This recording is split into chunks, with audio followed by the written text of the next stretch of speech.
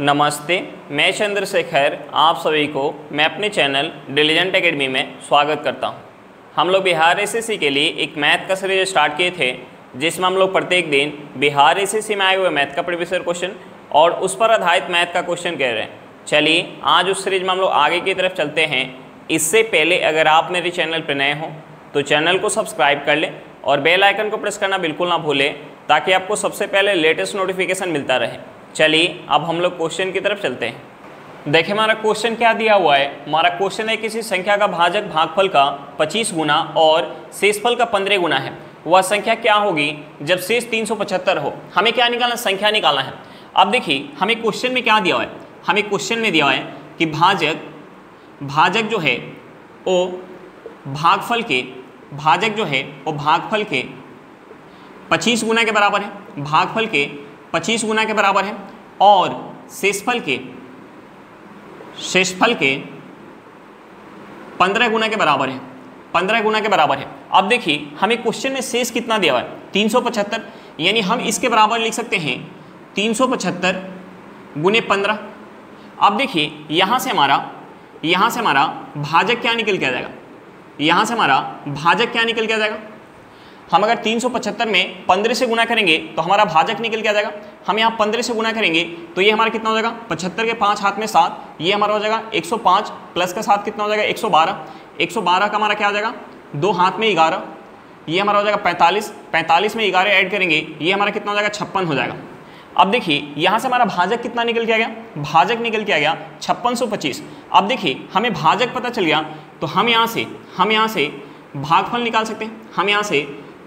निकाल सकते हैं, अब देखिए भागफल निकालने के लिए हम क्या करेंगे, भाजक में 25 से भाग देंगे तो हमारा भागफल निकल के आ जाएगा। अब देखिए 5625 में अगर हम 25 से भाग देंगे तो ये कितने बार में चला जाएगा, ये चला जाएगा 225 बार में, यानी यहाँ से हमारा भागफल क्या निकल के आ गया 225। और हमें क्वेश्चन में शेष कितना दिया हुआ है, शेष दिया हुआ है 375। अब देखिए हमसे पूछ क्या रहा है संख्या, यानी हमसे पूछ रहा है भाज्य। तो देखिए भाज्य बराबर क्या होता है, भाज्य बराबर होता है भाजक गुने भागफल प्लस शेष। अब देखिए भाजक कितना है, 5625 गुने भागफल कितना है 225 प्लस शेष कितना है 375। अब देखिए हम इसे सॉल्व करेंगे तो यहाँ से हमारी संख्या निकल के आ जाएगी। हम यहाँ गुना करके इसे ऐड करेंगे तो ये हमारा कितना हो जाएगा, ये हमारा हो जाएगा 12,66,000, यानी ये हमारा हो जाएगा 12,66,000। ये हमारा कितना हो जाएगा 12,66,000, यानी संख्या कितनी होगी 12,66,000 होगी। हमारा आंसर क्या निकल के आएगा, 12,66,000 निकल के आ गया। चलिए क्वेश्चन समझ में आ गया होगा, नेक्स्ट क्वेश्चन पे चलते हैं। देखिए हमारा क्वेश्चन क्या दिया हुआ है। हमारा क्वेश्चन है कि दो धन पूर्ण संख्याओं के HCF और LCM क्रमशः 35 और 385 है। यदि एक पूर्ण संख्या 77 है तो दूसरी पूर्ण संख्या क्या होगी। हमें क्या निकालना है, दूसरी पूर्ण संख्या निकालना है। तो देखिए एक हमारा कंसेप्ट होता है पहली संख्या गुने दूसरी संख्या इक्वल टू LCM गुने HCF। अब देखिए हमें क्वेश्चन में एक संख्या दिया हुआ है और हमें क्वेश्चन में क्या दिया, HCF और LCM दिया हुआ है। तो देखिए हम इस इक्वेशन में एक संख्या और LCM और HCF का वैल्यू पुट करके हम दूसरी संख्या निकाल सकते हैं। अब देखिए एक संख्या का वैल्यू हमें क्या दिया, 77 दिया हुआ है, हमें दूसरी संख्या निकालना है। LCM क्या दिया है, LCM दिया हुआ है 385, LCM क्या दिया 385। HCF क्या दिया हुआ है, HCF दिया हुआ है 35, HCF क्या दिया हुआ है 35। अब देखिए अगर हम इसे 7 से काटेंगे तो ये 7 से कितने बार में जाएगा, 11 बार में। हम इसे 7 से काटेंगे तो ये 7 से कितने बार में जाएगा, 5 बार में। अब देखिए अगर हम इसे 11 से काट लें तो ये 11 से कितने बार में जाएगा, 3 बार में। हाथ में क्या आ जाएगा 5, ये हमारा क्या हो जाएगा 55। 55 11 से कितने बार में जाएगा, 5 बार में। अब देखिए यहाँ से हमारी दूसरी संख्या क्या हो जाएगी, दूसरी संख्या हो जाएगी 35 गुने 5। अब देखिए 35 में अगर हम 5 से गुना करेंगे तो ये हमारा क्या हो जाएगा, ये हमारा हो जाएगा 175, ये हमारा क्या हो जाएगा 175, यानी दूसरी संख्या हमारी क्या होगी 175 होगी। चलिए क्वेश्चन समझ में आ गया होगा, नेक्स्ट क्वेश्चन पे चलते हैं। देखिए हमारा क्वेश्चन क्या दिया हुआ है। हमारा क्वेश्चन है 30 संख्याओं का औसत 15 है, इनमें से प्रथम 18 संख्याओं का औसत 10 है तथा अगली 11 संख्याओं का औसत 20 है। अंतिम संख्या क्या होगी। हमें क्या निकालना है, अंतिम संख्या निकालना है। अब देखिए हमें क्वेश्चन में क्या दिया है, हमें क्वेश्चन में 30 संख्या का हमें औसत कितना दिया है, 30 संख्या का हमें औसत दिया 15। प्रथम 18 संख्या का हमें औसत कितना दिया? प्रथम 18 संख्या का हमें औसत दिया 10। अगली 11 संख्या का हमें औसत कितना दिया? 20 दिया है। और हमसे पूछ क्या रहा है? अंतिम संख्या पूछ रहा है। तो देखिए 30 संख्या का औसत कितना है? 15 है। 30 संख्या का औसत कितना है? 15 है। जब हम प्रथम 18 संख्या का औसत निकाल रहे हैं तो औसत कितना निकल के आ रहा है? 10 निकल के आ रहा है। तो देखिए ये औसत जो है 15 से कितना कम है? 15 से 5 कम है। यहाँ संख्या कितनी है? 18 है। संख्या कितनी है? 18 है। अब देखिए -5 में अगर हम 18 से गुना करेंगे ये हमारे क्या हो जाएगा? -90 हो जाएगा। अब देखिए जब हम अगली 11 संख्या का औसत निकाल रहे हैं तो औसत कितना निकल के आ रहा है? 20 निकल के आ रहा है। और 30 संख्या का औसत कितना है? 15 है। यानी ये औसत जो है कितना ज़्यादा निकल के आ रहा है? ये औसत जो है 5 ज़्यादा निकल के आ रहा है। और यहाँ संख्या कितनी है? यहाँ संख्या है 11। अब देखिए +5 में अगर हम 11 से गुना करेंगे तो ये हमारा क्या हो जाएगा? प्लस का 55। अब देखिए इन दोनों को हम ऐड करेंगे तो देखिए माइनस का 90 और ये हमारा क्या है? प्लस का 55। तो यहाँ से हमारा क्या निकल के आ जाएगा? यहाँ से हमारा निकल के आ जाएगा माइनस का 35। अब देखिए हमसे पूछ क्या रहा है? अंतिम संख्या। तो देखिए 30 संख्या का औसत कितना है? 15 है। 30 संख्या का औसत कितना है? 15 है। तो देखिए 30 संख्या का औसत 15 है और प्रथम 18 और अगली 11 संख्या यानी 29 संख्या मिलके औसत जो है 15 रखने के लिए योग में जो है 35 कम लेके आ रहे हैं। टोटल जो है 29 संख्या के योग में 35 कम लेके आ रहे हैं। तो अगली एक संख्या को औसत 15 रखने के लिए अपने लिए तो 15 लेके आना ही होगा और ये जो 35 कम लेके आ रहे हैं इनके लिए भी 35 लेके आना होगा। यानी अगली संख्या अंतिम संख्या क्या होगी? 35 प्लस का 15 ये हमारा क्या हो जाएगा? 50। यानी अंतिम संख्या हमारी क्या होगी? 50 होगी। हमारा आंसर क्या निकल के आएगा? 50 निकल के आएगा। चलिए क्वेश्चन समझ में आ गया होगा। नेक्स्ट क्वेश्चन पे चलते हैं। देखिए हमारा क्वेश्चन क्या दिया हुआ है। हमारा क्वेश्चन है 2 बालकों की आयु का अनुपात 5:6 है। 2 वर्ष बाद अनुपात 7:8 होगा। 12 वर्ष बाद उनकी आयु का अनुपात कितना होगा? हमें क्या निकालना है? 12 वर्ष बाद का रेशियो निकालना है। तो देखिए 12 वर्ष बाद का रेशियो निकालने के लिए हमें सबसे पहले दोनों की वर्तमान आयु निकालना होगा। अब देखिए हम दोनों की वर्तमान आयु कैसे निकाल सकते हैं? हमें क्वेश्चन में क्या दिया है? हमें क्वेश्चन में वर्तमान का हमें रेशियो दिया है। वर्तमान का हमें रेशियो कितना दिया? वर्तमान का हमें रेशियो दिया है 5:6 और हमें क्वेश्चन में क्या दिया? हमें क्वेश्चन में 2 वर्ष बाद का हमें रेशियो दिया है। 2 वर्ष बाद का हमें रेशियो कितना दिया है? 7:8 दिया है। तो देखिए हम सबसे पहले आयु के बीच का हम अंतर चेक करेंगे। अब देखिए हमने मान लिया कि वर्तमान में एक की आयु अगर 5 यूनिट है तो दूसरी की आयु कितना है? 6 यूनिट। यानी यहाँ अंतर कितना हो जाएगा? 1 यूनिट हो जाएगा। अब देखिए 2 वर्ष बाद एक की आयु अगर 7 यूनिट है तो दूसरी की आयु कितना है? 8 यूनिट। यानी यहाँ अंतर कितना हो जाएगा? 1 यूनिट। अब देखिए दो लोगों के बीच आयु का जो अंतर है वो हमेशा क्या होता है? बराबर होता है। और यहाँ से भी हमारा अंतर क्या निकल के आ रहा है? बराबर निकल के आ रहा है। यानी वर्तमान में कितना है? 1 यूनिट और 2 वर्ष बाद भी कितना है? 1 यूनिट है। अब देखिए अगर अंतर बराबर निकल के नहीं आता तो हम सबसे पहले क्या करते हैं? अंतर को बराबर करते हैं।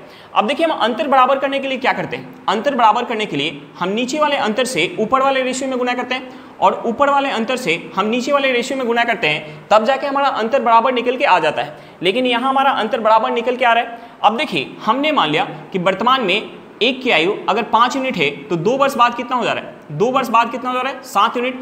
यानी आयु में कितने का वृद्धि हो गया? 2 यूनिट का वृद्धि हो गया। अब देखिए वर्तमान में दूसरे की आयु अगर 6 यूनिट है तो 2 वर्ष बाद कितना हो जा रहा है? 8 यूनिट। यानी यहाँ कितने का वृद्धि हो गया? 2 यूनिट का वृद्धि हो गया। अब देखिए यहाँ हम वर्ष में कितने का वृद्धि कर रहे हैं? वर्तमान से 2 वर्ष बाद जा रहे हैं। यानी हम वर्ष में 2 वर्ष का हम वृद्धि कर रहे हैं।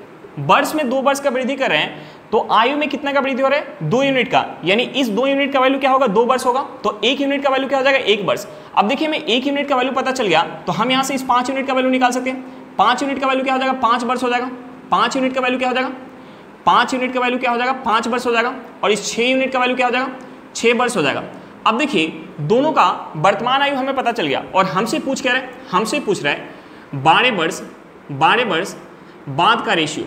तो देखिए 12 वर्ष बाद जाएंगे तो दोनों के आयु में 12 वर्ष का वृद्धि होगा।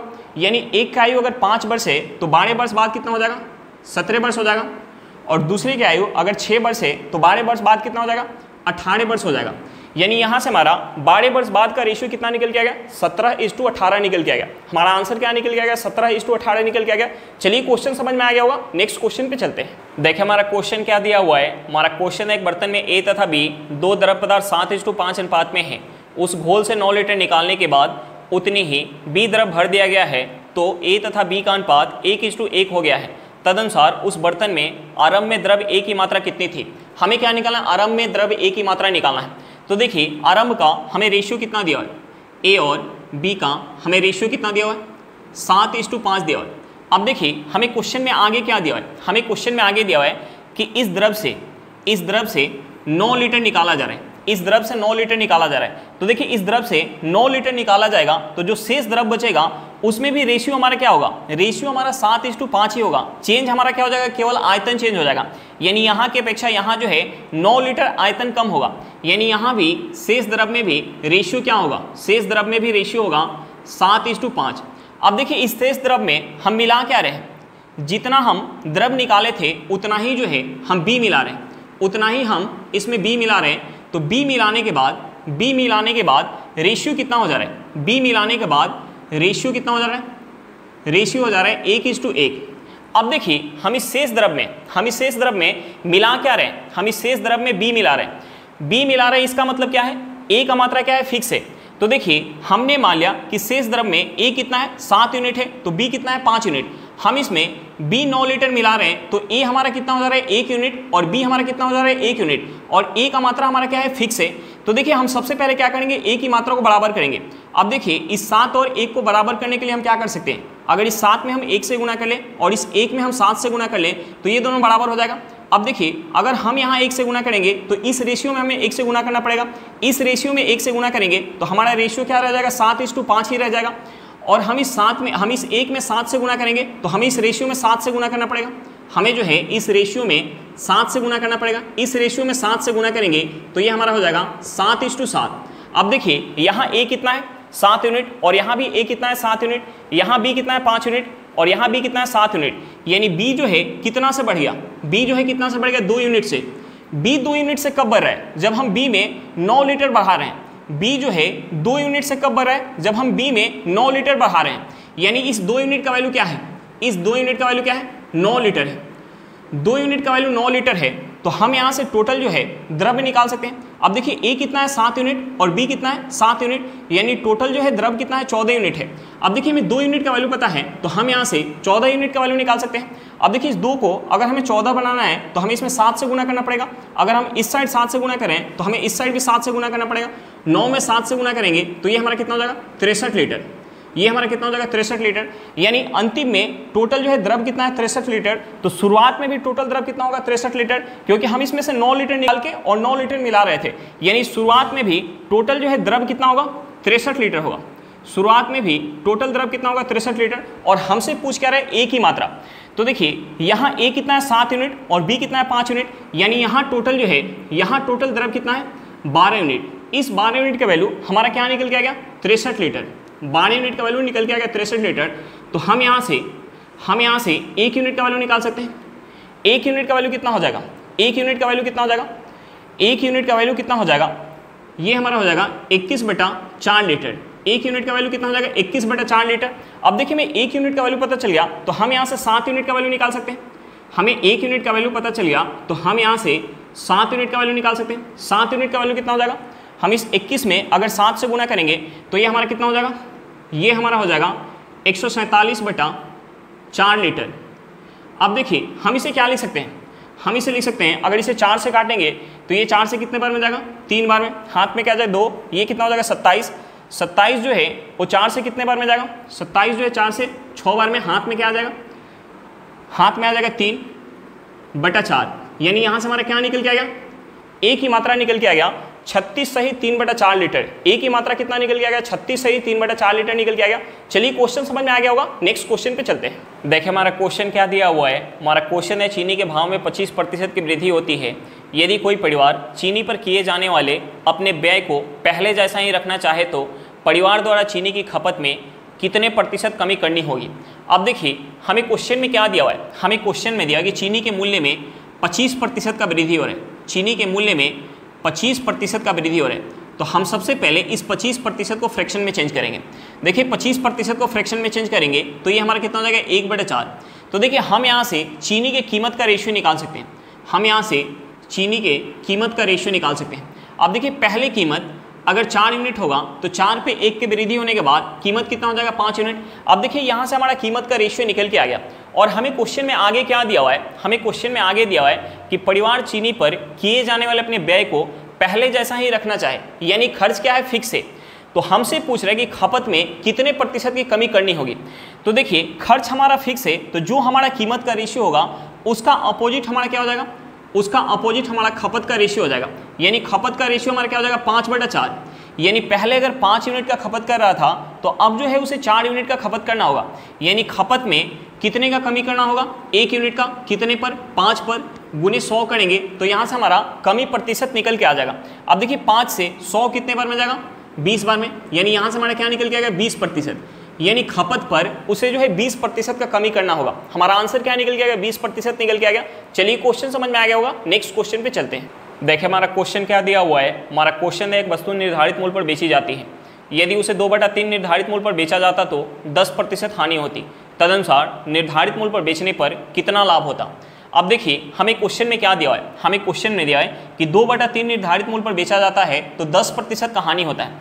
तो देखिए हमने मान लिया कि वस्तु का निर्धारित मूल्य 3 यूनिट है, हमने मान लिया कि वस्तु का निर्धारित मूल्य 3 यूनिट है। तो देखिए इस 3 यूनिट का अगर हम 2/3 निकालेंगे तो ये हमारा कितना हो जाएगा 2 यूनिट। यानी वस्तु को अगर 2 यूनिट में बेचा जा रहा है तो 10% का हानि हो रहा है। वस्तु को अगर 2 यूनिट में बेचा जा रहा है तो 10% का हानि हो रहा है। यानी उसे प्राप्त कितना हो रहा होगा, प्राप्त हो रहा होगा 90%।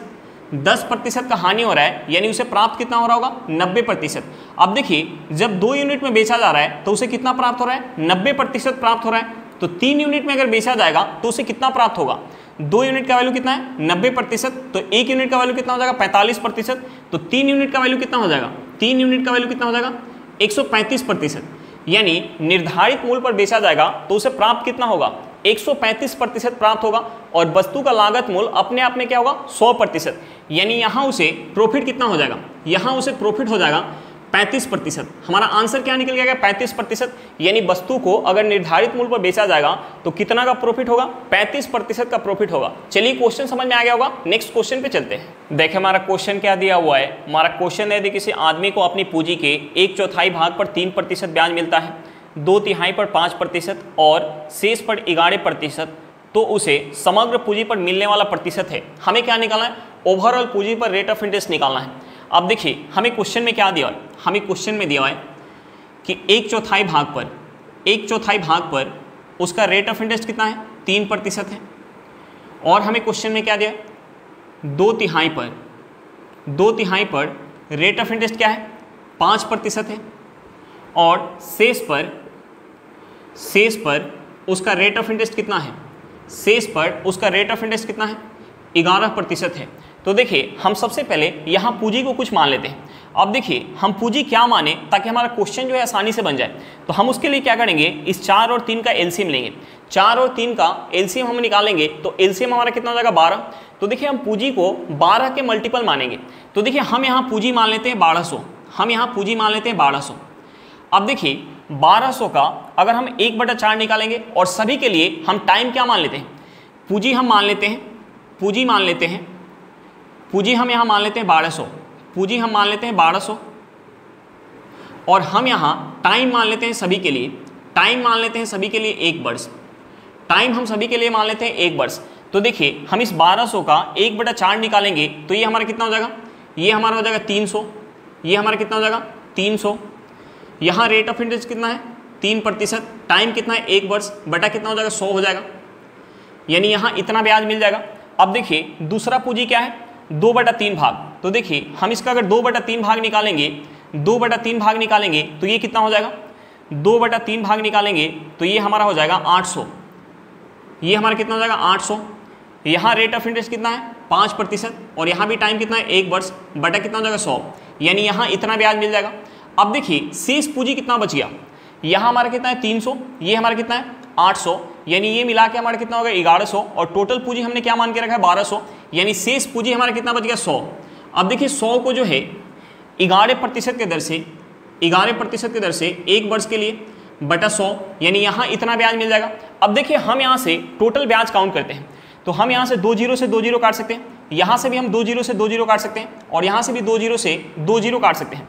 तो देखिए यहाँ पे आज कितना मिल जाएगा, यहाँ पे आज मिल जाएगा 3 गुने 3, ये हमारा कितना हो जाएगा 9 प्लस 8 गुने 5, ये कितना हो जाएगा 40।